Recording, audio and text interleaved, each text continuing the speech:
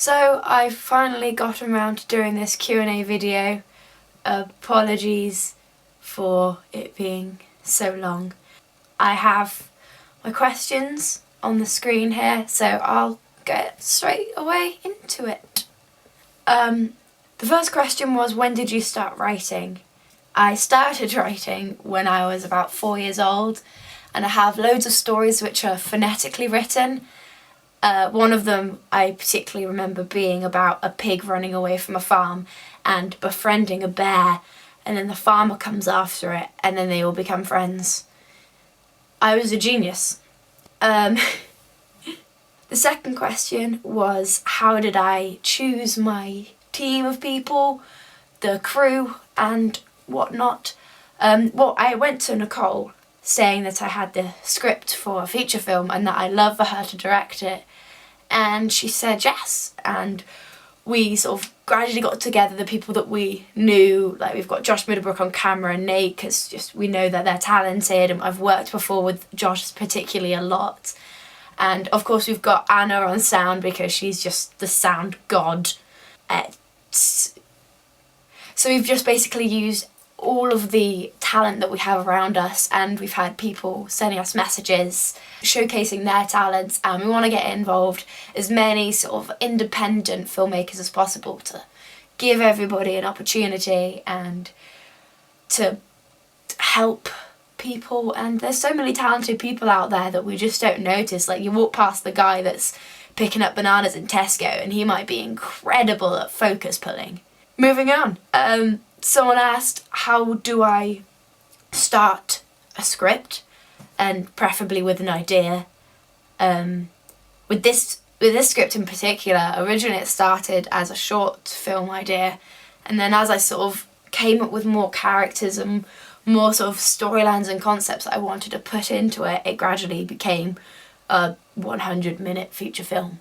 What else have I written? Other than that amazing story about the pig running away from the farm, I mean, that was just gold dust. I've written a pantomime a couple years ago, and it actually got performed by my local amateur dramatic society, Woobloss, and it was called Alice in Pantoland, and that was awesome. And then we got nominated for a NODA award, which is something to do with dramatic groups, amateur societies, and like it's the whole country of them. And then the Southwest, we were in the top 6 for best pantomime, and then the society also won another regional award at it for their progress and for the pantomime, which was awesome. So I'm gonna go with, I've won some awards for that script. Yeah. Someone else has asked if there are any personal experiences in the film. Well, there's some direct experiences, I'd say, such as there's a scene with the character Sid, where a lot of the dialogue is directly taken from a conversation I have had with somebody, but I'll keep all that a mystery. But the humour comes from experiences. Anything that's funny is probably something I've heard someone say. There are also some sort of more negative experiences in there, I guess, which probably shouldn't touch on as much. Don't want to add a downer to this lovely vlog Q&A, but the slightly sadder things, like, you can't just make that, you have to sort of experience things to be able to put them onto paper, I feel.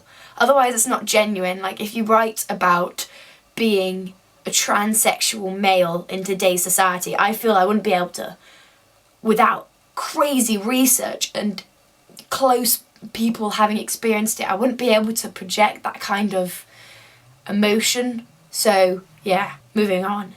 Somebody else asked, why did I write it? I don't know what made me write it. I really wanted to make a British film that doesn't have to be really gritty. Like, it's got a lot going on in a year. Like, obviously it's an ensemble cast of like 14 characters, but you don't have to be buzzing on caffeine and ready to intellectually analyse every minute of it I feel like sometimes I just want to sit back and watch a really pretty film and just enjoy it, and it to be gripping, and it to be emotional, and it to be well shot and edited, and it to be have great actors in it, and it not make it feel like my heart is being stabbed and mauled by animals. Like, I feel British films are just so intense. Why can't we have a really good rom-com once in a while? So that was a bit of a rant. What was my main inspiration for the script? I don't know what my main inspiration for it was. I mean, I had that idea for that short film, but then it kind of exploded into an ensemble cast feature film. The final question is, which character do I relate most to? And I think that's a really interesting one, because I was thinking about it, and the main character, I don't know, she's in the most scenes, but obviously because it is such a large cast, there's not really a main character. But the one who is sort of like the narrative force and has like voiceovers and stuff, like, she's probably the person I can't relate to, because she hasn't experienced loss or pain. At least we're not aware of it in the film. Whereas like every other character has had death, or has had some sort of loss, or got like mental, emotional pain and trauma and stuff going on. And it's a lot like suppressed a lot of the time, because the film's got this glossy finish, but like underneath it all, things are really dark. I keep looking out the window. I'm expecting there to be like a face there suddenly. I'm really bad at this. But yeah, like, the film is quite superficial on the surface, but then underneath it all, you realise that these people are experiencing rubbish and crap and just all these terrible things. Except for Amy, the narrative protagonist thing. She hasn't got that in her life. Then there's like Sid and Kelsey, who are like my sarcasticness, like George, any type of cynicism, sadistic thoughts, that's George. Jennifer is like the strong, independent woman inside of me. Liam and Todd, they're just when I say things wrong and when I'm really awkward, which is most of the time. So I suppose I'm Liam, because I'm just really awkward in situations. This being the example of such. What other characters are there? Grace. Grace is that little old lady that's inside of everybody. Like, she's just so lovely, and everyone is just like eternally lovely inside somewhere, I feel.